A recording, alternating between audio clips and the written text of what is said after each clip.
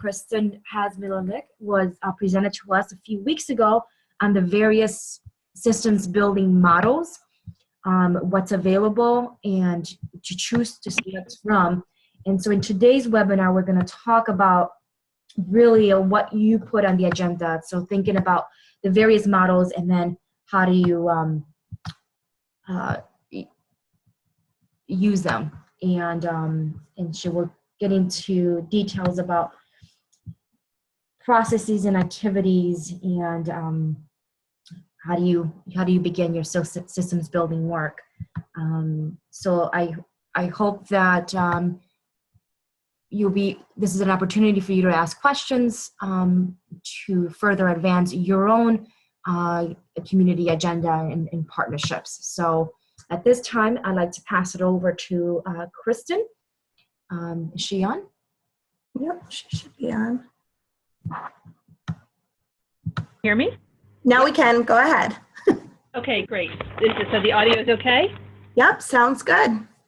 Okay, well, it is so nice to be with you again, and unlike our last webinar, it's really nice to have a voice. That was one doozy of a cold, and I feel so bad that you all had to hear me last time, but it's wonderful to be back with you today. And let's get it going. So, okay, you've got, feel free to use the chat feature if anyone's having trouble with Zoom, and please remember to keep your line muted unless you want to talk, which I hope we'll do. I hope that we'll have a little more time to talk this time. So this is part 2. Last time, what I really wanted to achieve was to really put in front of you a number of the leading models that really get at how should we partner? How should we organize our teams so that they're effective? Next time, I want to get more into the what do we do, the processes that we should undertake so that we can really, really meaningfully work with partners across our normal silos and boundaries and organizational lines to meaningfully improve our system strengthening, and to really, really meaningfully improve our support that we give collectively to mothers and children. So I do want to start out by reminding you, last time again, we talked about a lot of these models about what are the important ingredients in terms of processes. So we need to find and have a chat with him. Somebody needs, if you could mute your line, please. Of your partnership meetings, or also sort of the behind the scenes work, could advance a lot of the things that we talked about last time. For example, we talked about making sure that we have diversity among our participants, or we want to think about ways that we can improve the social capital of our participants. So there are a lot of things that you could be thinking about putting on the agenda to advance the how, to advance how your partnership is functioning. Today I want to give you some food for thought about the what the work of your partnership might be. So we're going to spend about the first 50 minutes, hopefully with some discussion in here as well, talking about the ABLE change framework. This is a framework that I've really found to be helpful in our own work with the MCH Center across the country for driving change in communities. So I want to present this to you because I think there's a lot in here that you could start to pick off and play with. I also want to return to the collective impact framework because I think that also offers us a vision for some of the what we should be putting on our agenda. And rather than covering as many models this time, I want to go a little bit more in depth for these two. Along the way, I'm hoping that we'll sort of think about where we are and if we're doing these activities that are sort of laid out in these frameworks, and if you all could share successes and challenges with each other. So I'll pause along the way for a couple of polls, not as many as last time, to really sort of check in on where you are. That's not only going to guide the conversation, but it'll help the Center of Excellence really sort of see where you are and think about how they can better support you moving forward. So again, we're going to talk about 2 models, and really focusing today not on how we partner, but what we put on the agenda, what we do with these partnerships to really maximize our impact. So let's start with the ABLE change framework. The ABLE change framework objectives are it's really about, first of all, providing a documented process to support collaborations that are designing and implementing change efforts in a community. it's more than just the improvement. They really emphasize in this model, this is work for partnerships that want to do more than just identify a new program to develop or to expand one of the existing programs, but instead to do more of the work of system strengthening, more of the work along the lines of the objectives that we talked about last session. And as you'll remember here, the one, number 2 was the one that 83% of you said felt relevant to your work. So to develop strategies to collaborate better at the intersection of partners, for example, to share information, support patient transitions.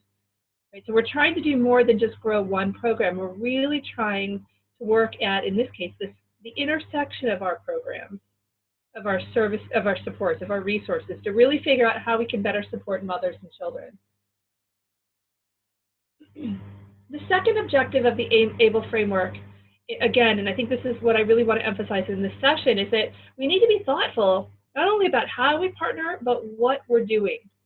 One of the biggest barriers when people study how well leaders and teams can sort of drive systems change is that there's this lack of understanding about how to apply systems thinking, systemic thinking, and to implement systems change, as opposed to the change that feels more natural to us, targeting the change within our service delivery system, our service delivery, sort of what's inside of our day job. But it's really important for us to think about how can we figure out what's needed at the intersection of these programs and drive change in that. And so the ABLE framework was really developed as a way to try to help give you some methods to bring to bear. The way that this framework is structured, basic idea is that we've got these in the circles in the middle. We've got 3 things that we're going to try to do repeatedly to advance the work of the partnership. And I'll explain each of these in turn, but one is coming up with simple rules, trying to really focus on a set of powerful, simple rules that can guide our work, creating systemic action learning teams. For those of you that have been introduced to Plan, Do, Study, Act, like our quality improvement, what we're trying to do here is rapid cycles of thinking, learning, trying, learning, trying again. Right? We want to get parallel teams, little work groups going to try to advance that. And then also bring some structure back so that those work teams can learn from each other. We also need to remember that we need to create opportunities for small wins to keep the group energized. So these are sort of, the circles in the middle are what we're going to try to do, but we need to remember that we're balancing work, what they call above and below the line. And I'm going to spend the next couple of minutes talking about what's above and below the line. Above the line is really sort of that outward systems thinking, and below the line is really making sure that we have the right capacity within our team to keep the above the line, the changes that we learn about in the above the line work moving. So let's start above the line. Really what's most important in the above the line work is that we want to embed what they call a systemic lens into the work of the collaboration. So what do I mean by a systemic lens? Really all I mean is that we need to bring systems thinking to facilitate shared learning about the problem. And that shared learning should be the foundation for our action. So what do I mean by systems thinking? We've talked a lot about, when we were all together last spring, and in activities since then, we've talked about activities that we can do to advance our systems thinking. But these are things that are going to help us really understand the many sort of the problems, the root causes, the determinants of problems that we want to address together. To really try to understand in a more holistic way why the problem that we want to address exists. That's systems thinking. What about the world? What about the systems that we have in place to support it is really leading to this outcome, and what's it going to take to really change this? Another way that we think about systems, that we do system thinking, is we talk about who and what constitutes the system. And it might be more natural to think about the system around our service delivery. I want to remind you that if the system is really at the intersection of our service systems, we need to think about the system in a bigger way, right away. So we talked, again, there are system mapping methods to help us think about who's in the system. The most simple of them, which we've talked about a little bit before, is the 5 R's. And it's just a set of 5 questions that helps us really get our head around the system that we're working in. And so the first R is, what are the results?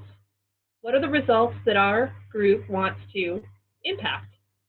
That's a discussion that you should have in your partnership, in your meetings. What are the results that we can all sort of get behind? The subset, like if everybody brainstorms the results that they care about or that they're mandated to report in their own sort of worlds, can we come together and find a handful of those results that we share, that we all connect to in a meaningful way? The second R is roles. Who are the stakeholders with a role in the system? Who affects what happens at the intersection of our systems or is affected by? Who are our stakeholders? Who has a role? The third R is resources. What resources do we as a collaboration, a partnership, have to bring to bear on this work? And again, this might mean money, but it is also influence, sphere of influence, ability to communicate, champions for change. There's all sorts of resources. We were reminded in the last webinar about the resource of social capital, that we want to grow that. Is there knowledge? Are there data systems that exist in our community that could be useful to us? What resources do we have? The fourth R is, what are the relationships between people? What are the most important relationships that shape what happens in this, in the sort of boundary that we're going to be studying, the outcomes that we care about at the intersection of the systems? What are the relationships? Is it about how one program connects with another? Is it how our frontline, our home visitors connect with our families or fail to? Is it about how our frontline home visitors get the data they need or don't, or how our leadership in the home visiting, how they relate to Medicaid? What are these relationships that are most important at influencing our outcomes? Okay. You've all been working on the partnership, the network mapping. That's a great way to think about important relationships and relationships that we want to build. The last R is the rules. What are the rules that we have to be operating within? And these include formal rules like policies and regulations, laws, but they also include informal rules. Are there any social norms? Are there any sort of informal rules about how we interact as organizations or agencies? Power differentials, anything that we need to be aware of when we think about what's needed to really improve the outcomes that we care about. So again, who and what constitutes the system? The 5 R's framework is a great way to think about that. I can send you, at the end of this webinar, I'll give you a link to videos where you can watch. There's little 2-minute videos with an overview of a number of systems thinking methods. The 5 R's is included. And there's links to facilitation guides and things like that that you might want to use to put it in practice. So don't feel like you need to memorize the 5 R's right now. What I want to do here is really kind of connect to these system mapping methods, some of which we've talked about before, others of which are easily findable through a series of clicks. The links you'll have in these slides. Okay, next bullet here, you want to think about how will the organization draw a boundary around their work, at least initially. We talked a lot about boundary setting last spring when we were together. And this is also involved in the results. When we figure out what are the results that we want to tackle or the objectives that we want to work on in this partnership, we're making a decision about the boundary, the scope of work that we as a group are going to tackle together, at least right now. That boundary is going to change over time. We might sort of get something under control and then we want to spread out, or we might realize we can't get the thing that we started with under control and we need to expand our boundary a little bit, enlarge the problem so that we can really figure out where we can make change. So this boundary that we decide on, the scope of our work, is going to change over time, but we need to be deliberate about thinking what it is. And again, that's a conversation that we should be having within our meetings. And how we do that, again, some of the methods that we already know how to do. Let's interview people. Let's talk about where they think the problems are, the biggest problems are. Focus groups, getting people together, large group facilitation, using some of the methods that we've exposed you to. Again, you can find links on, like causal loop diagramming, the words and the arrows that I showed you pictures of. We can do that in a group that we're facilitating to really learn about what is it that's the root causes that are shaping our problem, and which root causes do we want to really focus on first. Okay? So systems thinking, when I say systems thinking or systemic lens, it's things like these bullets here. What are the problem's root causes? What is it about the world that is shaping the outcomes, that we want to improve. What are the outcomes we want to improve? And how are we going to scope our work, at least initially, knowing that we're going to change that over time. The other part of the above the line work is not only do we want to do the systems thinking to learn, but we also want to really be deliberate in documenting why we're choosing certain actions and what we think those actions are going to achieve, because that's going to advance our learning. So we want to be very deliberate about spending some time in our groups learning and then coming up with theories, what I'm going to call theories of change. We want to document how, based on what we learned, why, based on what we learned, this action that our group is going to support or advocate for, why we think that's going to change, ripple through the system and change things, ultimately addressing some of the problems that we have set out to work on. Okay? So the way that we want to go about trying to draw or describe our theory of change, which again needs to be sort of something explicit that we're going to spend meeting time doing after we've done the learning and we've brainstormed about what actions might be. We've got to prioritize those actions. Then the one that we pick, that we think about implementing, we've got to create a theory of change. Often you all talk about logic, we often talk about logic models.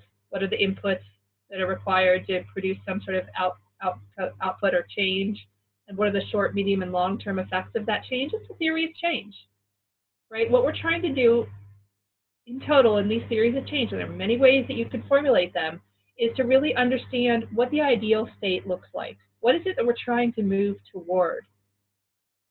Then let's think about describing what the current system attributes are that have created and sustained the problem, that have kept us from that ideal state. So we need to describe the ideal state, the current state, and our best understanding based on the learning above about how we got where we are. Then we need to identify these targets for action, one of which we're going to really push all the way through and try to invest in. For that action, we need to develop concrete action plans targeted, the concrete action plans that are going to achieve the identified sort of target for action, the achieved goal. And we need to be very clear about why we think that that specific action plan is going to circle back around to move us toward the ideal state. Why is that going to address some of those attributes of the current system that have created and sustained the problem? What about how it's designed is really going to lead to the specific change that we think is undermining the outcomes we want to see? It's really important to draw these theories of change. And I would argue, and the group that's responsible for the Able Change framework is going to argue, that our theories of change are going to be much more effective, much more useful if they are grounded in an understanding of the system, the context of the world that's shaping our problem. Okay? So the idea here, really, of the above the line work can be boiled down to learning and action, but making sure that we embed all of that in systems thinking and systems mapping and trying to understand the context in an integrated way. Not just our piece of it, but how we all fit together to shape and hopefully improve the outcomes that we care about. So, this is getting small to read, I realize. And again, we will give you all of these articles that I'm referencing in this slide deck. And you can see this, but they go on to describe, so still it can be hard to know what kinds of questions do we need to be thinking about when we do this system mapping. So I threw out a couple of frameworks and mapping tools, the 5 R's and causal loop diagramming. And in addition to that, or instead of that, if it's easier for you, there are a number of questions. So they've got a list of questions in the article, and these could be a starting point. You don't need to feel that you need to ask these questions as is, because they might not be appropriate for your objectives. But it's a great place to start. They've got a number of systems characteristics and some examples of questions that you could ask to really push thinking in a focus group, like on your meeting. You might want to bring the right kind of stakeholders together to talk about these kinds of questions. So the first is components of the system. Here we might want to think about things like what gaps in the service, what are the services, first of all, the component services? What's available to support mothers, prenatal care and postnatal outcomes? What's available? What are the different programs and resources available in our community? And what gaps exist based on what's there that could be used to help us build a tighter continuum? What are the gaps that need to be filled? And we might ask whether current programs are evidence-based or culturally relevant, appropriate. Are they accessible? Are they working? Why and why not? So we want to look at the components. Just because we're trying to do systems thinking doesn't mean we still want to look at the parts. We just don't want to forget to look at how they fit together. So in terms of connections, that's the next piece. So are services coordinated in ways that they need to be? What are those ways? Do we need to share data? Do we need to have warm handoffs? What can really be done to improve the connections between our components in our service system? Can constituents get access to the services they need? If not, why not? Where are those blocks? Are there eligibility requirements within each of the components that are causing an inability to make connections that we believe need to be made? So the next system characteristic is power and control dynamics. I've heard from many of you power and control dynamics sort of getting in the way. So we need to know what they are. It's part of our system assessment. So do targeted constituents, adults and youth, have real influence over the service delivery decisions that are getting made, processes, plans, options? If not, how can we address that? Do organizations within share decision-making? Does the state share decision-making power with local organizations? We want to think about what does power and control, what does that mean in our context, and where can we drive improvement here? System regulations. So here, we're starting to think very deliberately. Some of this is will have come up in the conversations above, but we want to be deliberate to think about our system regulations. Do any current organizational policies or procedures, eligibility rules, etc., get in the way of our overall goal of supporting women in the prenatal postnatal period? What new policies and procedures are needed to support the overall goal? I'm working on an initiative here in North Carolina where we're sitting together. We've inventoried all of the different supports and resources in our community, in a community. We're doing this in multiple communities. And we're trying to make a table where if every organization could waive or change eligibility requirements, rules in some way, so that the whole system worked better. What would that table look like? Because you can't really ask for change unless you know what that needs to look like. So spend some time talking about it and describing it. Values and norms. What does the general public think about the targeted issue and problem? To what extent do they care about it? We need to make sure they do. Are there stereotypes that we need to be aware of and address? What attitudes and values held by targeted constituents, staff, and leaders might get in the way of the proposed changes? We need to know about those, and we need to be prepared to think about how to navigate change with those, either in place. We need to figure out how to undermine them, right? Make a business case in spite of them, or we need to address them directly. The next part is system interdependencies. So to what extent and how do system components interact with each other and provide each other with feedback? How we're doing. Is it working? Can you all within your partnerships perhaps create that and do little rapid cycle learning, plan, do, study, act cycles to see if you can give each other better feedback, improve the handoffs, improve the transitions, the data sharing, the resource sharing. Again, if you think about this collaborative work as not just one small action for change, not one huge action for change, but a bunch of small things, it's a lot easier to move that forward. Okay, so this is what we mean. This is the kind of thing that we mean about system change planning. So one question, we spend a second here and do a poll. I'm just curious to check in where you are. Does your partnership engage in structured system thinking activities? And these could be the kinds of things I've been talking about, or they could be something else just as simple as, coming up with questions like what I just showed you.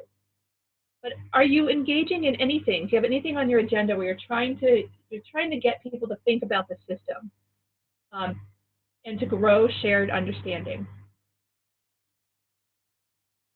Let's do our first poll.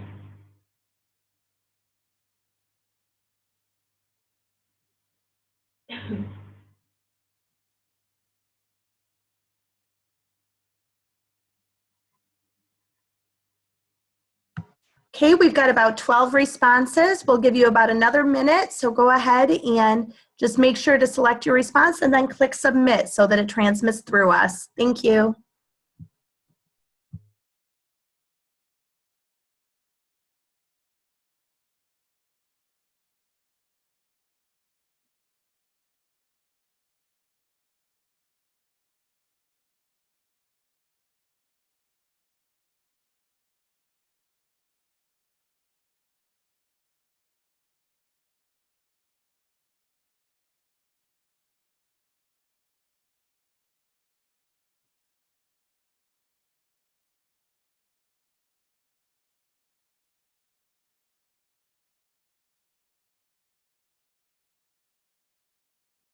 Okay, we'll give you just about 5 more seconds. Please go ahead and make sure to click submit.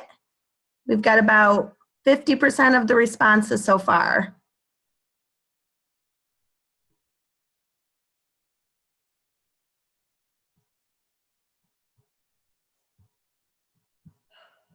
All right, and I'm going to go ahead and click and end the poll and share your results. Okay, great. So half of you are doing things like this, and I am thrilled to see that no one answered no, and I don't think we need to. That's awesome. Good systems thinking. And I'm seeing some people, about 30% of you, that would like to, but don't know where to begin. So let's just keep talking about this, and what I hope for this group is that I can throw at you some facilitated activities, scripts for them, and examples of what this looks like. But I hope that you start to share these with each other as well. They popped up here, which needs to go away. Okay. And I love also to see that folks have ideas to try out and do that, because that's the best way to learn. Try some things, share what works, iterate, keep going. That's wonderful. Okay, next question, just again to see where you are. I talked about the theory of change, and I'm curious how you all approach this. So within your, think about a systems change initiative that you're supporting or involved in, and I'm curious where you are. Do you have one? What's it look like? All right, and the poll is launched. Once again, make sure to select your answer and then click submit.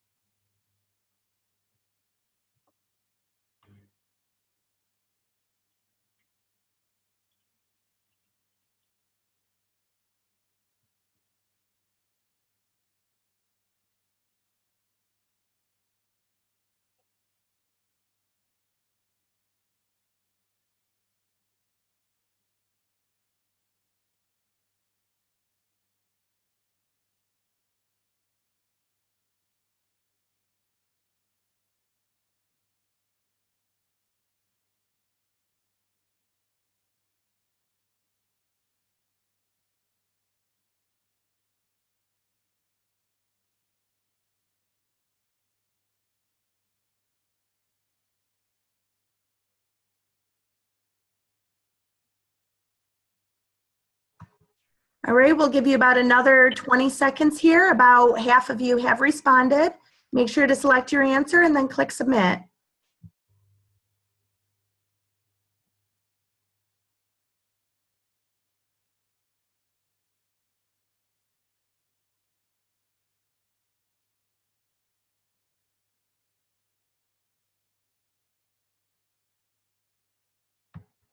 Okay, and I'm going to go ahead and close the poll. And here are your results. Okay. So here we've got a little bit more, variation. I'm curious if anybody who checked 5, we have more sort of systems aware, systems thinking theory of change. So we've got our change thought through in a systems context. I wonder if anyone could share for a minute what that looks like and how you did it.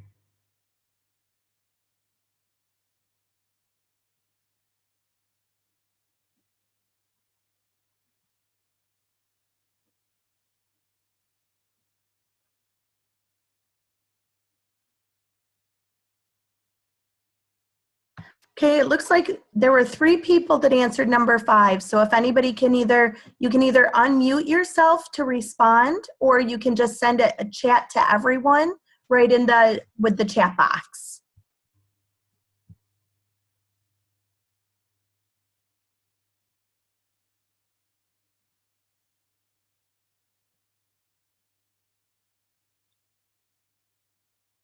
Feel free to interrupt me. I would love for you all to share, and if you don't do it now, think about how you can share these sorts of insights over time, because it is important. It's really important to be very explicit, you know, with our partnerships about why we're doing what we're doing. I think it's going to make it a lot. It's going to make it a lot easier for us to communicate the benefit of that to others, and also it helps morale. Like, we all know that we were part of making that decision, coming up to the, you know, that understanding. So I encourage you to really make these explicit, and if you all could share what this looks like, I think you can. It's going to help everybody learn how to do this better.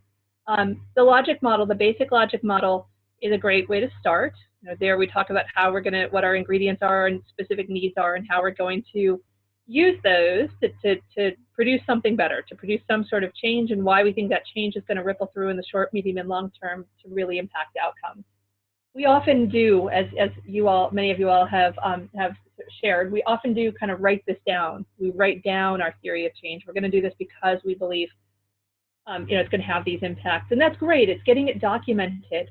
But in the context of this systems work, where we're all using different language, and the context matters, and we need to think very carefully about how we're driving change and what that's going to do, how that's going to affect the many stakeholders who have a role in our system. It's often very helpful to start to move toward creating some sort of visualization, a diagram of this. And again, I will share some examples of how I've done this in the past, but again, there's no rule about how to do this, but I want to encourage you to look at, you know, the ingredients of a theory of change. You need to understand the current system, the ideal system, and how that change is going to move you from one to the other, and what about the world might either get in the way of, interfere with the impact, or support it. But try to start to diagram these out. You don't have to use any formal method, but though there are formal methods you can use, I would encourage you to try to diagram these together with the individuals in your meetings, because often all of us sitting in these meetings have very different experiences, different knowledge, different understanding about how things work. And it's really only in testing our explicit, our drawn out theories of change that we're likely to get them right, that we're likely to really invest in action that is going to play out the way we think it will. It will be sustainable. So I would encourage you all to share some of your ideas about how to do this, but spend time in your meetings after you've done some learning, thinking about brainstorming action ideas. Once you've prioritized, be very careful to draw out these theories of change and to really do some thinking, some assessment ahead of time about what could go wrong, or what, you know, what could be done to really support this going right, so that when you invest in that change, it's really likely to play out the way you want it to. Okay. So above the line is a lot of our sort of strategic planning. It's learning and thinking about what we're going to do.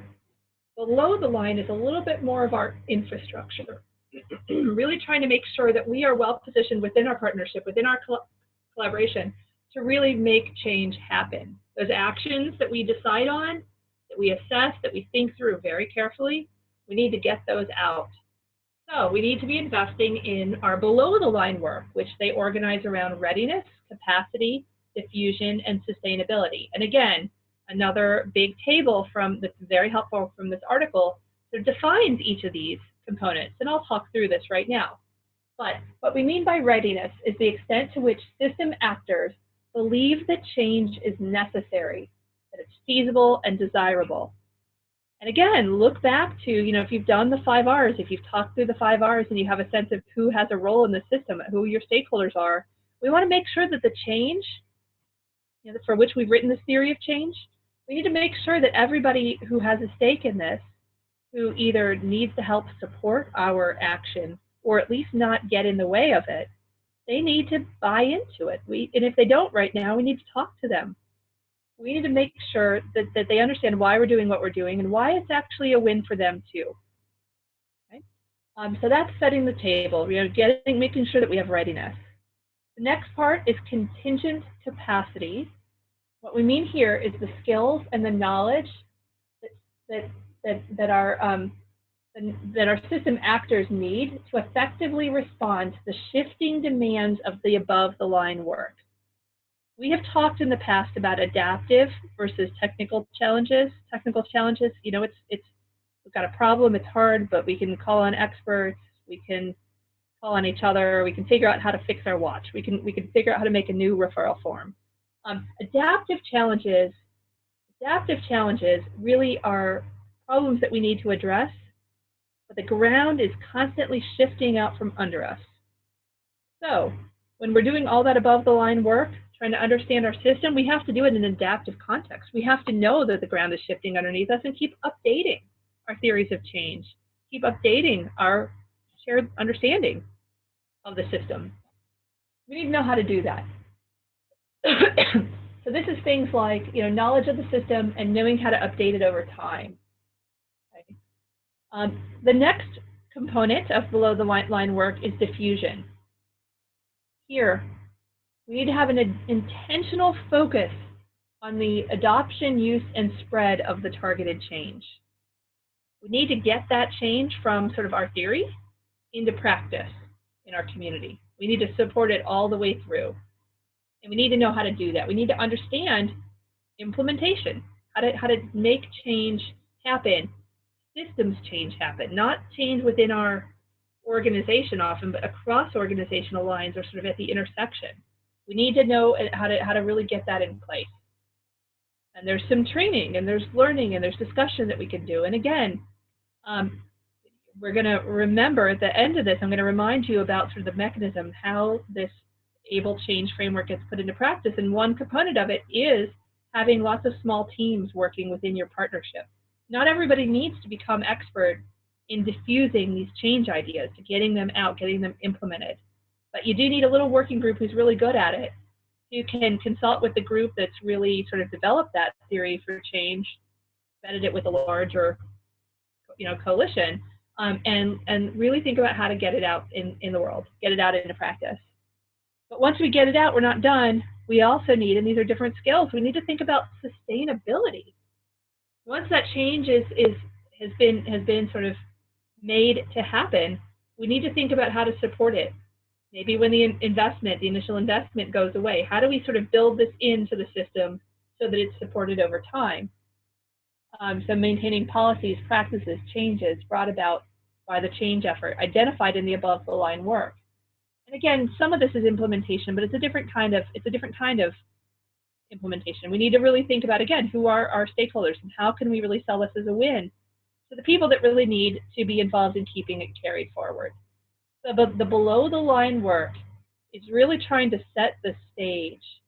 Once we have done the work of learning and action planning above the line, the below the line work is setting the stage so we're ready to roll it out and support it. Okay? And they emphasize that we need to make sure that we're working, that our below the line support crosses socio-ecological levels. So we need to be thinking about factors that are important sort of to families, to employers, to our programs, in our communities, at our state. We need to cross these levels. We need to cross silos. We need to be talking to all of our stakeholders that are involved so that we can really, really support the changes that we're investing in sort of at the systems level. And lastly, I've said this before and it's part of the components, we need to be adaptive. We need to remember that change is constant and become okay with that. Okay? And again, I want to remind you, you've seen this before, but there are a number of adaptive actions. And I love this slide because it, you know, often when we're action planning, we get so task focused. Think about that table that we need to, you know, fill out with the policies, the eligibility criteria that we're going to change. But remember that you can write action ideas that are adaptive. Remember that it's important to work to influence decisions, to educate others, to strategize, to strategically plan under uncertainty. The world's changing, we know it's changing, so let's try to figure out what to do with that uncertainty. Okay? So remember these adaptive actions. Great work to be doing. So next poll question. I want you to think about the initiative that you're involved in. And when you think about these below the line components, Check all that apply. I wonder which of these you feel like are going pretty well. Are you able to get your partners ready? Are they bought in? Is everybody bought into the change that needs to happen? Are you struggling with that? How well are you able to plan for adaptive action? So this contingent capacities, what that's all about is adaptive action. How well are you able to support diffusion of change ideas, and how about sustainability? I'm curious where you think you are in terms of which of these are you doing particularly well right now?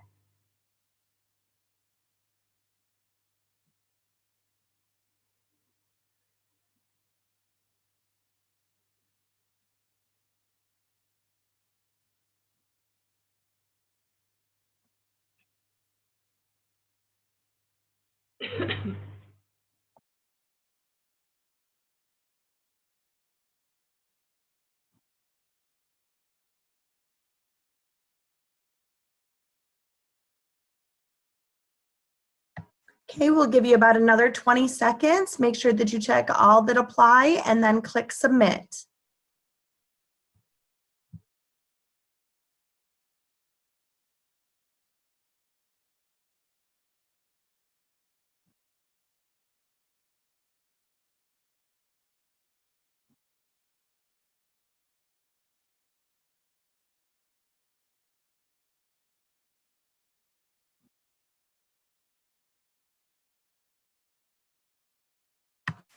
All right, and I'll go ahead and end the poll. And here are your results.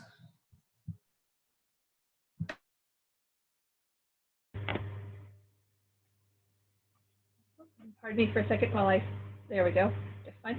Okay, so what we're seeing here is that we're doing a great job with readiness, but it looks like we might want to be thinking together about how we can bolster your collaboration's ability to support adaptive learning and change, and then the diffusion and sustainability.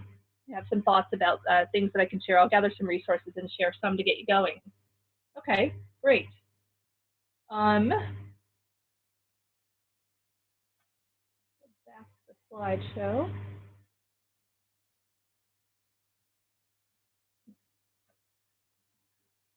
Okay, there we go.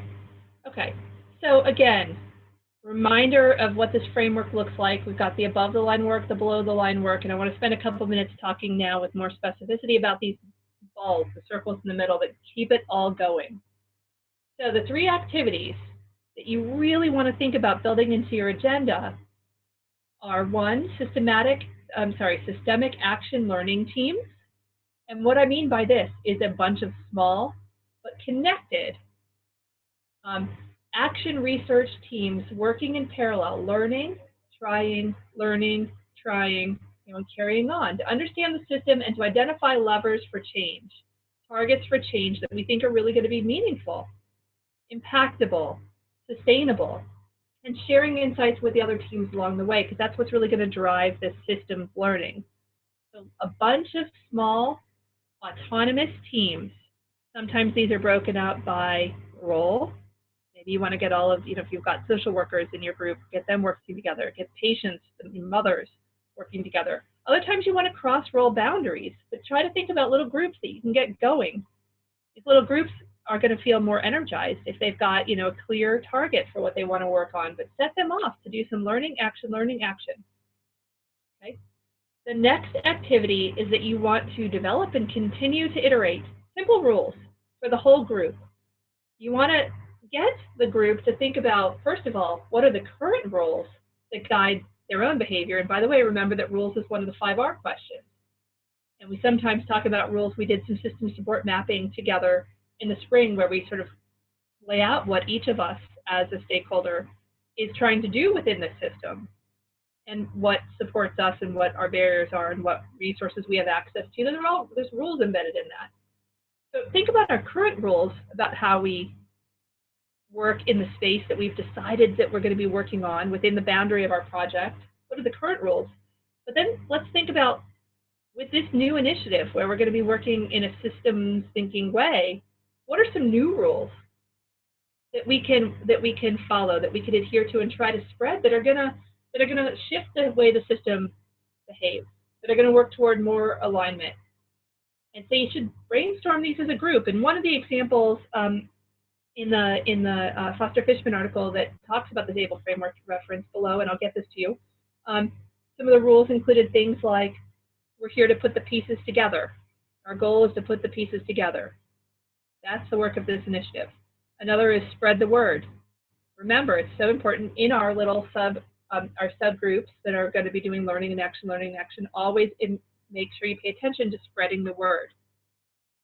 Okay. Keep the fire alive. Keep remembering, why we're doing this work. And challenge the status quo. Whatever rules really resonate with your group, having a small number of them, just to keep you all aligned across these systemic action learning teams is a really good idea. Keep the momentum, keep the engagement high too. And then the last bullet, no surprise here, we need to remember that when we're really leading systems collaborations like this, we need to, as well as trying to address these really big things that we want to tackle, that we can only tackle together, we also have to make sure that we build in some small wins. So sometimes we can do that by trying to break the big thing into small pieces. Other times it's trying to set up some small targets for this action, learning and action that would set the stage for the bigger changes, or that can really help support our below the line work. We can do some of these, we can set up small wins to really make sure that we have a little more understanding about how things are implemented. Our small win might be learning how a policy gets set in a couple of different organizations, and how we can change a small p policy within within one of the organizations. Okay, so make sure that you have a number of teams that are connected on the agenda. They're coming together constantly to share their learning with each other. That's the bigger systems thinking. But then they have the ability to sort of go off and keep learning on their own. That's going to make this initiative more efficient. Simple rules to keep everybody aligned moving forward, and making sure that we have small wins. Setting tasks up so that you can have small wins and people can recognize those as we go often. Okay, so I am curious here, just pause for a minute and ask if anybody wants to share any insights they have about rules, or how they've set up small wins, or whether they've used systemic action learning teams, parallel teams in their own partnerships, and how. Again, if you want to raise your hand, I can unmute you, or if you just want to unmute yourself or type into the chat box. I want to pause for a minute and see if anyone wants to share.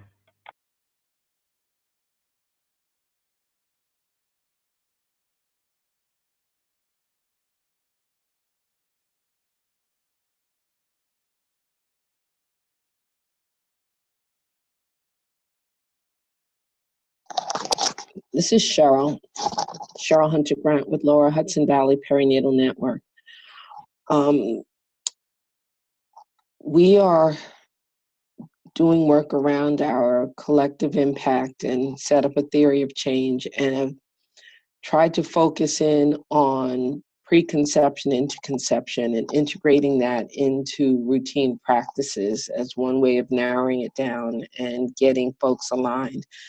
We have some small wins. We had a Head Start agency that was very interested and is working with us to do this. The small win was, even though we didn't have everything fully in place, we made changes to their intake forms to facilitate conversations around preconception into conception. We started that in May-ish of last year, and they used it for their enrollment for last September. So that was a quick win that we got in and did it. There's still some changes that need to be made, but that's sort of driving these small wins. Need to figure out how to better bring that back to the larger group, and then to incorporate all this other stuff. This is really good. I'm just feeling overwhelmed and trying to become learned enough ourselves to be able to carry it out. And then two, having the resources in terms of staff to be able to be fully committed to this process. Yeah, okay, so great insights, and you're raising challenges that we really need to be aware of.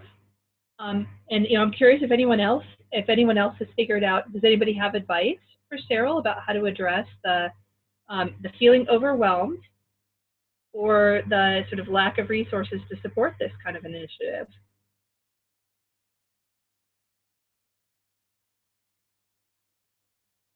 One thing that I would encourage you to think about is if you're feeling, to the extent that you're feeling overwhelmed, given the resources that you have in place, try to bound your work, try to shrink it a little bit. You know where you want to go, right? You want to really try to improve that preconception, interconception care and get it sort of embedded in all systems, but rather than trying to tackle it all at once, know that with the resources you have, you're going to have to work on this over a longer period of time. So try to think about how you can maybe stage the work into some smaller chunks. And remember those adaptive actions, right? You're advancing your work if you're spending some time in, let me go back to it here.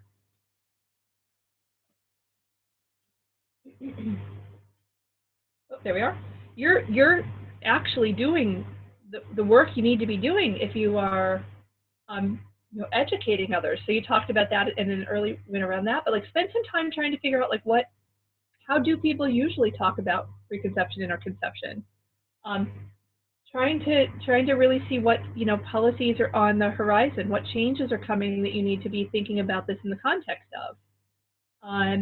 Are there new evidence-based practices that can help, that might guide what providers need to be doing or whoever needs to be doing to really advance decision-making and sort of family planning, in this period? Could you create new partnerships? Could you figure out, like maybe spend some time just making sure that the providers see a win joining your group, and maybe they might be able to bring some resources to you. So I think if you're feeling overwhelmed, you can either try to actively grow your resources or scale back your work. And it doesn't mean don't do what you're heading out toward doing. Just try to slow it down a little bit and be deliberate. And remember that some of this learning is the work, because you can't come up with new policies, new recommendations until you really sort of understand what people are doing, what's in place, what's coming. I hope that helps a little bit. I'm curious if anyone else has anything that they want to share.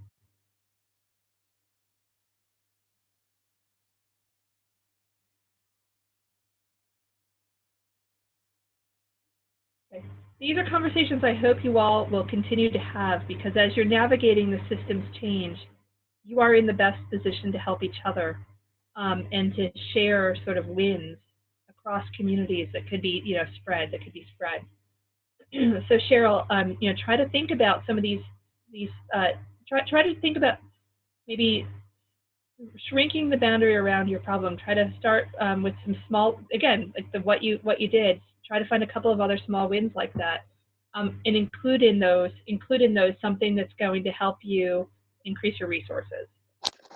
So then how do you keep the larger group connected and involved if the resources allow us to be more narrow, have those more narrow boundaries, but then how do you keep the rest of the group involved and move, and or at least at the table? Right. Oh, I thought I had this in here. Hang on a second. I'm gonna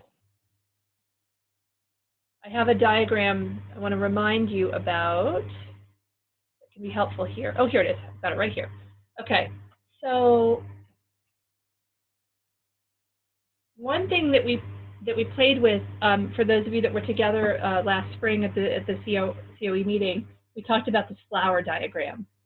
So if you think about whatever your initiative is, so Cheryl, for you, it's supporting interconception outcomes. So however you want to word that, put that in the center. What you want to do is very deliberately start by thinking about, all right, who are all of your partners? Who are all of your partners? And they might be these, they might be totally different from this. But think about, again, who has a role, who are the stakeholders in your context. And what I want you to think about is, what is it about your work that offers value to each stakeholder? What is it about what you're doing that they get excited about? And so those are the arrows in purple, the arrows from your initiative out to each partner. And it's going to be different depending on each partner. But I think if you can have a clear sense of what what each partner, what gets them excited, it might help you prioritize where to start, right? Because when you think about those small wins, you want to try to make sure that you're picking things that will keep your partners engaged, or at least you can know how to talk to them. If they care about something that you can't get to in this first year, at least you can communicate to them that you hear them, you're aware of what they're in it for, but let them know that we can't get to what your win is until we set the stage by working on this, which we're doing right now. And then try to have a conversation about, well, if they want to get faster to what it is that brings them value, maybe it's a time to turn the table and say, well, do you have any additional resources that you'd be willing to invest to help us get there? But I would start by trying to really make sure that you know why each of your partners is engaged. Because that'll help you figure out what to prioritize so that you don't lose that partnership. Or at least so you know how to talk to them, because you might realize that you don't need a partner around this year, but we're going to need you next year. It's better to say that than to have them keep coming to meetings without clearly articulating to them when you're going to get to the thing that they care about. So I have found in my experience that it's not always necessary. We often think that in a partnership we need everybody to contribute equal and to be at every meeting, and maybe you don't. One thing I like about this able change framework is that it gets us thinking about, you might have working teams, and they might put in a little bit more work in one year versus another, but they're still engaged, and maybe you can have some less regular meetings with the whole group, as long as you keep everybody up to speed on what's being learned along the way and keep them engaged semi-regularly. You don't always need everybody to be there every meeting. And often you can keep people more engaged if you're using their time efficiently. Does that make sense? This is not easy. I don't mean to make this sound easy, but I think that there are some tools that can help guide your thinking about how to keep people engaged the right amount at the right time. Okay, yeah, it's somewhat helpful, and I think if the Center of Excellence is going to be able to support us in or either facilitating or organizing the conversations among ourselves going forward on some of the smaller pieces. But yeah, I think that's a great suggestion. And I'm going to point you to some of the sort of facilitation guides for some of these tools, like this flower diagram that I'm showing you.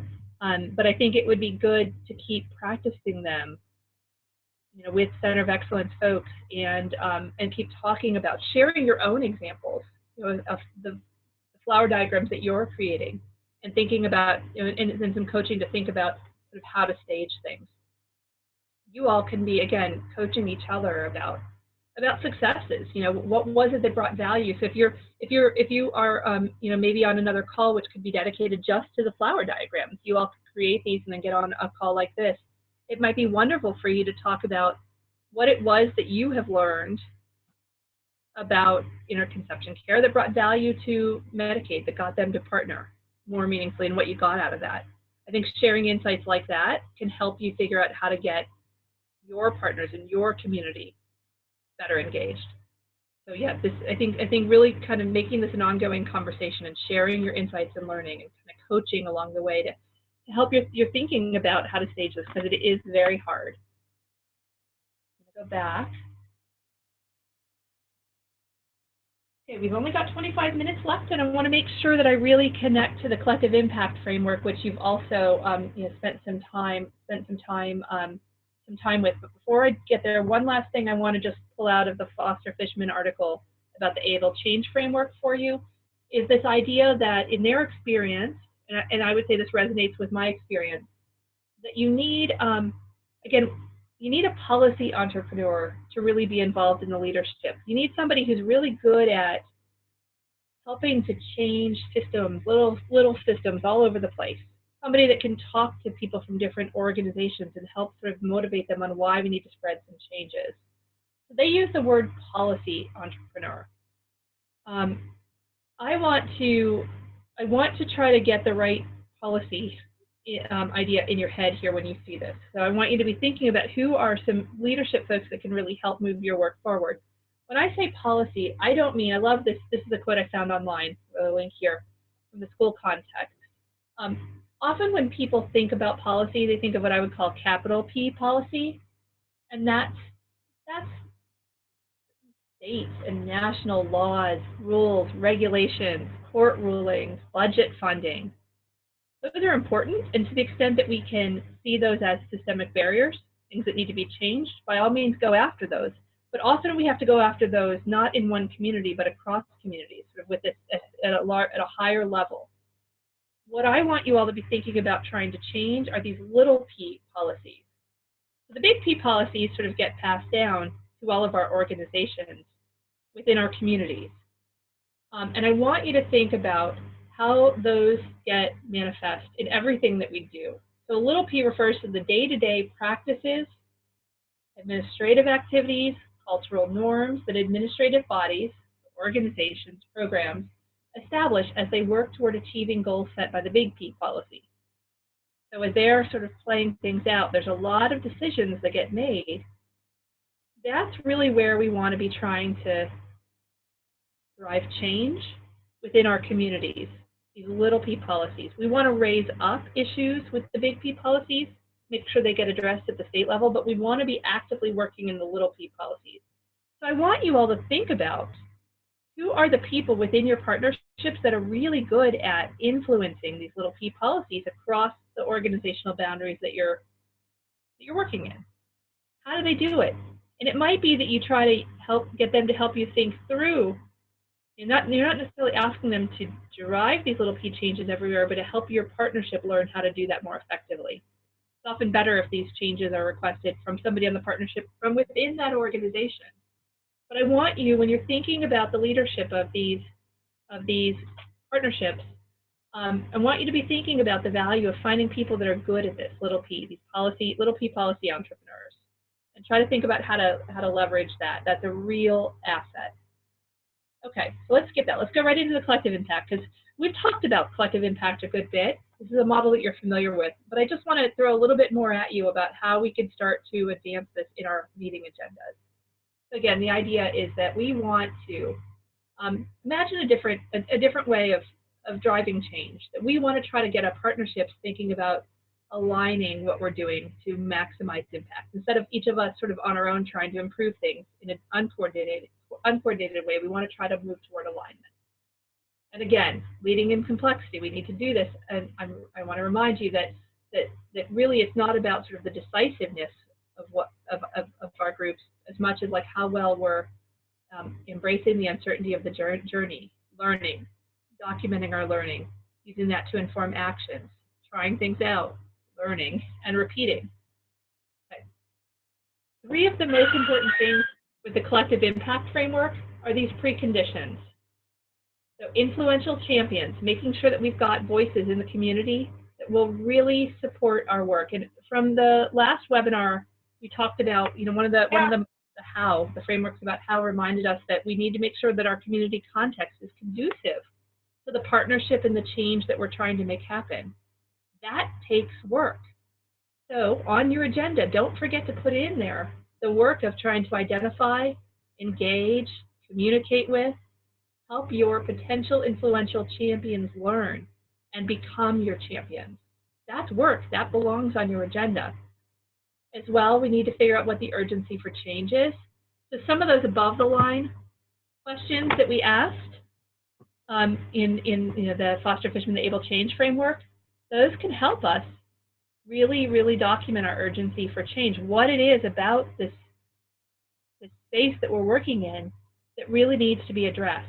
You might want to do some data gathering, but again, identifying and crafting this urgent call for change is work you need to remember to spend some time on. Put it in the agenda. And then Cheryl, you talked very rightly about making sure that we have adequate resources and scoping your project based on what you have. That takes work, trying to identify what those are and grow them. And one of the how frameworks that we learned about last month talked about the diversity of our membership can also be a way toward increasing our resources. Because if we can figure out what the wins are for our different partners and we can meaningfully get them engaged, that might bring resources, not just dollars, but the kind of people that can sort of be the backbone for this work. That can make sure that the communication is sustained. That can really support these work groups. Okay. So Let's do this poll real quick. I don't want to spend a lot more time on polls, but I do want to see where you are here. When you think about your partnerships, I want to get a sense of where you think you are in terms of the preconditions. How well do you feel your partnership is doing in terms of having identified and engaged influential champions, having an urgent, clear call for change, and having adequate resources?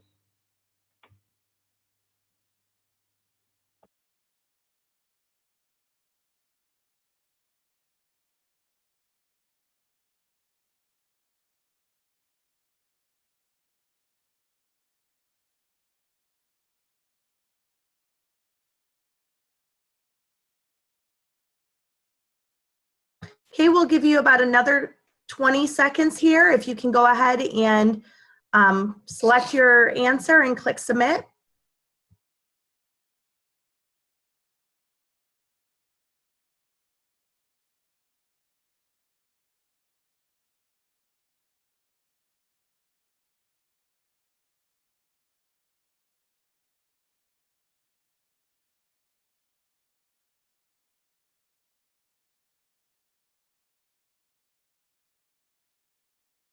Unmuting. Okay, we'll go ahead and end that poll. And here's your results.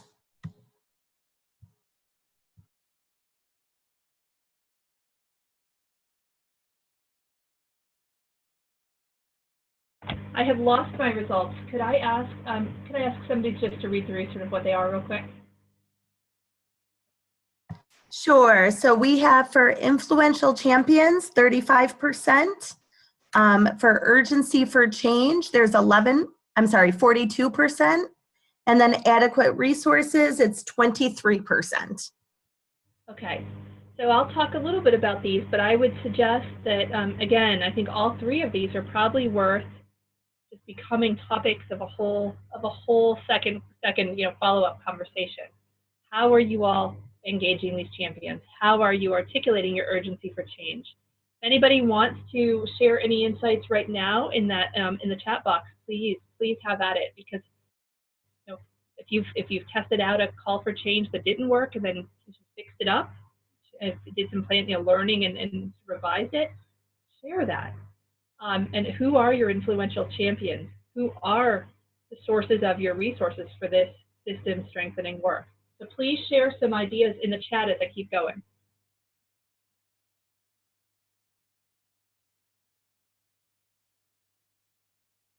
Okay, so I think that some of the methods that we've talked about, the 5 R's, is a really great place to go to make sure you understand.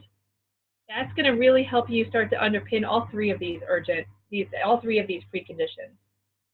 You want to know who your stakeholders are and push the thinking to call out folks from these stakeholder groups that really are influential to others within that stakeholder group or across stakeholder group, across boundaries. So not only do you want to identify your generic sort of categories of stakeholders, but identify specific people in your community, in your state, that you know will be very influential. Urgency for change is really trying to start by thinking about those results that matter most, the most stakeholders. And if you've got the mix of all the stakeholders that have a role within your system in your meeting, and you ask them to engage in the 5 R's and to talk about the results and what they care about, or the flower diagram where they lay out what they value, you might need to have conversation to really push for it, to find that connection between the results, the outcomes that you're working on, and what they value. You might not automatically know that because we're often coming from different worlds, but you've got to push that conversation. The best way to do that is to have somebody from that world engaged in your partnership. So if we're trying to figure out how to get Medicaid excited about supporting family planning to reduce the number of babies that are born too soon, too close together, you might care about that. But what does Medicaid care about?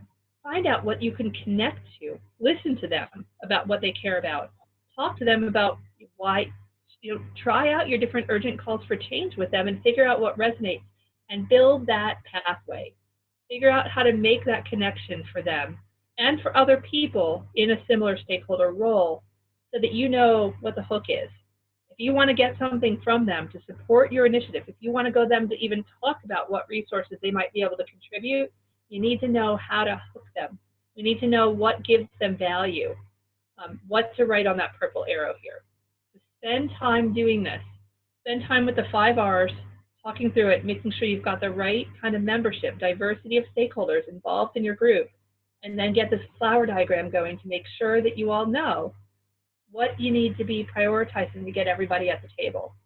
And also so you can be very deliberate about what you're asking for, from whom, when. And what we want to do is think about making sure that every one of these petals in the flower is balanced at any point in time, or at least if it's imbalanced in a given year, that partner, that stakeholder, understands why it's imbalanced and knows that it's going to get fixed. Okay? So the flowers, it's a really important thing to be sort of constantly thinking about. I often talk about this as our dashboard. We want to make sure that all these petals are balanced, that we're engaging people, that we're asking of people what is on balance to what we're giving them. And often in doing this, it helps us really perfect our calls for change. We learn how to talk about what's needed, very specifically, what's needed from whom and why that should be of value. Okay. So again, you have seen these slides before about the 5 principles of collective impact that we want to move toward a shared agenda, move toward shared measurement, move toward reinforcing activities, all of this by having continuous communication and some sort of a support system to pull it off. I gave some advice last spring, don't push until you've met all the preconditions, and I'm very serious about that, because if you push too soon, you're not going to have the resources in place. Spend time working on those preconditions so that you have the stage set to really meaningfully move forward without this initiative sort of imploding because you try to take on more than you can handle too fast. Support what you can build only what you can support. Okay? Invest in trust and partnership. Some of the models that we talked about last month talk about what you need to really focus on in more detail about those partnerships. You need to make sure that you've got diversity. You need to make sure that people have fun, that they trust each other, that they're getting as much as they're giving, that those petals are balanced. Okay?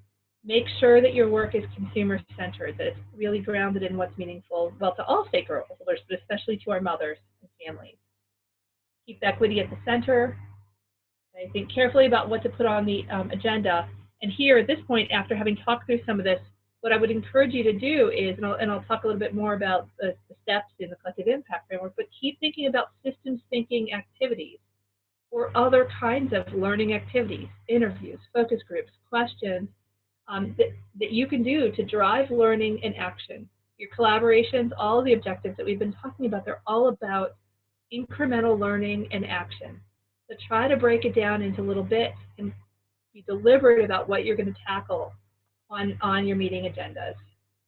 Okay? Make sure that you're using both data and stories in your messaging, because it's going to be way more powerful when you're thinking about these urgent calls for change or the requests for resources.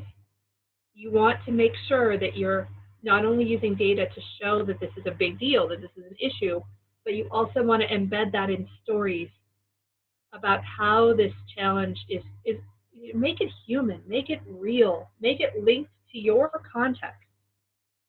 So try to remember, and if you don't know the stories or you don't have the data, again, think about how you can build things onto your agenda, into the work of your partnership to get that.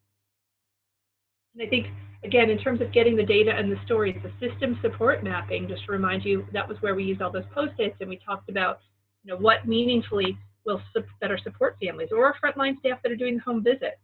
That's a great way to get data about what's most needed, but it also keeps it embedded in the story about the context in which we need those things. Okay, so here in the article by Flood and al., which again I'll make sure you have, it goes a little bit further with the collective impact, and this is what's new. The same core tenets and preconditions, but I want to start to get you thinking about how you might stage this work. Okay, so the first phase, phase 1, initiating action, is all about the preconditions. It's all about the preconditions. And really trying to make sure that we've got a group of the right, diverse stakeholders engaged with us. Trying to also think about how we can use data to help identify key issues and needs and make the case for the new group's work. Spend the time you need to spend there. Don't expect that you can move through that in a month, right? So there's two things that you have within your control. One is how much you take on within your partnership, how you bound it, how narrowly versus broadly. The other is how fast you pace it. So if you're going to go broad, then just know that setting the table for this work is going to take longer, unless you've got the resources to do it faster. Okay. Phase 2 is organizing for action. So spend the time doing things in this the phase 2 column. Okay. Create that backbone organization and make sure that you've got dedicated staff time and resources. And it might not be one organization. Often the collective impact framework talks about creating a backbone of 501c3. You don't necessarily need that, but you do need to make sure, again, think about the other models last month. You need to make sure that you've got the how for your partnership, the infrastructure for your partnership set up. Be very deliberate about it. Have conversations with your group. If it's not set up, be deliberate about, the small wins, right? Can you think about some ways that you could learn? How are you going to get diverse partnership? How are you going to get more diversity in your group? How are you going to find people that can serve in this backbone function? Who can take notes? Who can remind people about meetings? Who could that be? How are you going to make sure that you've got the right governance procedures in place? That you've got clear description about what the objectives are, how decisions are going to get made in this group, who's going to be involved in those decisions, the timing of it, right? Try to really test some things out. See how it works, see how it feels for your partners. Spend time building the infrastructure for this initiative and invest in it over time. It doesn't have to be, not every partnership needs to be huge. It can be scaled down, but you still want to be deliberate about how you're supporting that partnership so that everybody's winning, that this is sustainable and balanced. Okay, in this phase 2, we're also here trying to still figure out what is our common agenda, the goals and strategies. We want to spend time getting to know each other, getting to know what the problem areas are in our bigger system. Okay, this is a lot of what the above the line work was in the ABLE change framework. We want to try to make sure that the environment is supportive of this. So build common and public will, identify a shared system of measurement. What is it that we're already measuring that that's going to resonate with us? It's some of these same conversations that we're talking about. This is just a nice table, I think, for thinking about how we can stage that work. Phase 3, once we really have the preconditions in place and we have begun our organizing for action, we need to move towards sustaining that impact, really keeping this going. So here we should be thinking about the implementation stuff, some of the below the line work. The top 2 parts of the below the line work were more about phase 2. That was making sure that we know how to be adaptive in our work and that we have created this readiness for change. But the making sure that we can support implementation and sustainability, that's more in this phase 3 work. So these are not unrelated. And I think each one sort of brings a little bit more specificity about how you can take your objectives, think through it, and put things on that agenda to move the work forward. Phase 3 is also about making sure that we're collecting data and information to help us track our progress. Again, this is to support that ongoing learning and action, learning and action. We need to know how we're doing. We also need to demonstrate that we are having an impact. And keep kind of, testing our theory of change and improving it to make sure that we're moving more and more and more towards an aligned set of activities. Okay. So I don't want to pull there, but I do want to again remind you. So this is a slide you've seen before.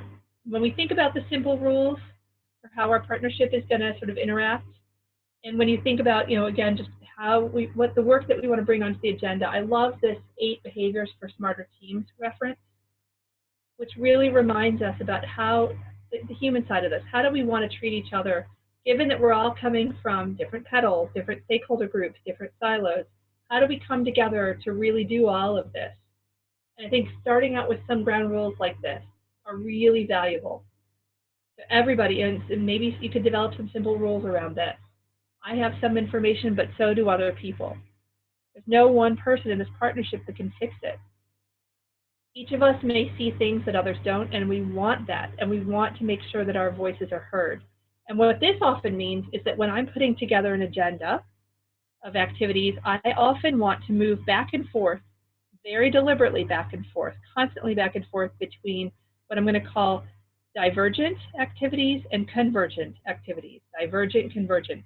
I want everybody to go off on their own and brainstorm and really reflect on what they know, how things work in their piece of the world. That's the divergent. We all want to brainstorm and think and just do sort of the work of the group, but then we need to make sure that we converge, that we come together to discuss all of our deep dives, to really think about putting the pieces of the puzzle together. So after we all thought about what the resources are that we could bring, can we come together and think about like what the set of resources are that's going to help us get our work done? Or can we come together to really understand how an action is going to play out in this fragmented system of, you know, maternal and infant care? So, and then once we come to a consensus, we've kind of learned something, then we might want to go off to really come up with action ideas, or to start testing some of these ideas, or taking them back to our organization to see how it resonates with others in our stakeholder group. And then we come back, converge again to share our insights and to talk about next steps. So when you think about activities that you're going to build on this agenda, make sure you are cycling constantly back and forth between divergence and convergence, divergence and convergence. That's how we can really make sure that each of our partners' voices are heard and things that we see can get brought together. We also need to be aware that we might be contributing to the problem in ways we might think we're solving a problem in our sphere, in our space. But we need to be open to this idea that the way I'm solving it might have ripple effects outside of my world that affect other people, and we should be open to talking about those. So again, diverge, understand when that happens, and then converge to come up with solutions that are going to minimize those negative ripple effects. Often, we are resistant to understanding differences of opinion or, you know, sort of pain points. But if we can start as a group to embrace them as opportunities for learning and meaningful change, that's good. But creating that culture within our group, it takes work. So think about how you can support your team, your partners, getting to know each other and starting to practice some of these, you know, mindsets. Okay. We are running out of time, but I just want to remind you that as you're thinking about advancing the work of the collective impact, it's great at laying out these principles, but it doesn't necessarily tell you how to get from what we tend to do to what we want to do. I find that system mapping, systems thinking, the same kinds of activities that are described in the Able Change framework are really useful in collective impact as well.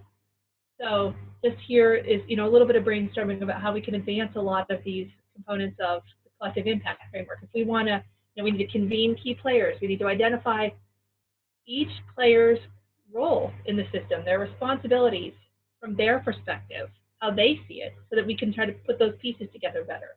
Needs, supportive resources, wishes, that's the system support mapping. We want to identify gaps and inefficiencies and opportunities for collaboration. Process flow diagramming can be very useful there. If we have a little problem that we want to walk through together, let's lay out sort of the process. So we need to do a handoff from one system to another. Well, let's start from the one system and walk through what we wish would happen, and then talk about how you can make that happen in a sustainable way. System mapping, so really trying to get our ideas about what's needed or what currently exists or how to make them meet on paper, in your meetings. Do this sort of diagramming so that you have something that you have converged on, something that represents your shared understanding or your shared vision to work toward. Understand incentives and constraints. You know, we can pull those out through conversations. We can have people list their resources in the 5 R's and talk about what resources partners can bring into this collaboration. Engage stakeholders in brainstorming and action planning. Make sure that that flower diagram, constantly check in to make sure that what you're asking for from each partner, partners might be our funders, make sure that we are giving them at least as much value back. Ongoing mapping and modeling can help us build shared learning, come up with better theories of change, better actions, and plans for how to sustain them. So I'm going to leave you with a link. Here's a link to our Maternal and Child Health Workforce Development Center website, on which we've got about 10 two-minute videos, which introduce you to a variety of system mapping methods, many of which you've already met, that I've shown you pictures of. And a lot of these have guides on how to use them. So go to this link and start to look. And think about which of each of these system mapping methods that offers you a different lens, a different sort of tool that you can use to look at your problem, to look at the system that you want to try to impact. And none of these are necessarily right. Some fit better, but sometimes it's just, oh, this tool feels like something that my group can do. This is a way of thinking that's going to resonate with my group. So start there. But the more you can bring structured systems thinking activities into your agenda, the more you're going to be able to have concrete insights, small wins, and be able to move that group forward. But don't expect that this is quick. This is really, this is ongoing work. And you're going to keep sort of adapting and learning and pushing it forward. So I hope for you, keep looking at these tools. Let us know what's useful. Let us know what you want more of. I hope for you that you can keep sharing insights with each other, because you all are working in the same space in different communities, and it's through talking with each other that you can try things out, learn what works where, why, and how you need to problem solve to try different approaches, in different contexts. So I hope that you can continue to talk with each other and share insights about how you're navigating this really important and really hard work. So sorry, there's not much more time for questions, but please feel free to reach out to me if you have any questions. And then I'm going to turn it back to the COE folks to talk about the next system building session. Good afternoon, all. This is Raquel. Thank you so much, Kristen, for your presentation. I think that given the comments on the chat and the conversations that have taken place has been helpful to the programs, and I think that some of the programs are even thinking about how to do this, given some of the comments I'm reading here on the chat. And I think from Elizabeth Crockett and someone else mentioned about the importance of not seeing that all partners are contributing equally, and that it is okay to think that way. I think that was a well-taken message, a well-received message. And then the COE, I think Cheryl alluded to, we want to, as a COE here, we will figure out a way to have a continue this conversation with all programs. But what we also have to think about is that each community is different, and so how we are able to provide continue information on systems building and build that capacity within the programs is what we have to really sort out here on how to best do that, given the communities are different, and what level of engagement you are with your groups, your collaborations is also at a different level. So, which makes it a little bit challenging on our end to do, but it's not impossible. And so I think I will continue to talk with Kristen about how to best approach that in the next year or so. So now this is the webinar 2 of 3 webinars on systems building. Our next webinar is on March 30th, and hopefully you're all registered for it. And this will focus on the results that we shared with the MHSA programs on the partner survey, survey that we had everyone complete, and the McV programs would have been involved in that survey as a partner of a MHSA program. So we will discuss further the results, and then what are the next steps. And that's, again, we want from MHSA and the McV programs to be involved in this webinar, because we're looking at what you're doing, how you're both collaborating together and collaborating within your own communities. So please register for that. The link for registration is on our website, which is listed here. We will be sending these slides along with the resources that Kristen mentioned during the webinar post this afternoon or by early tomorrow. So again, thank you all for listening in, participating. Any additional questions, please send us a note and we can send over to Kristen for help if you have any additional questions. So thank you so much. Have a wonderful afternoon, and thank you again, Kristen. Bye-bye. Goodbye, everyone.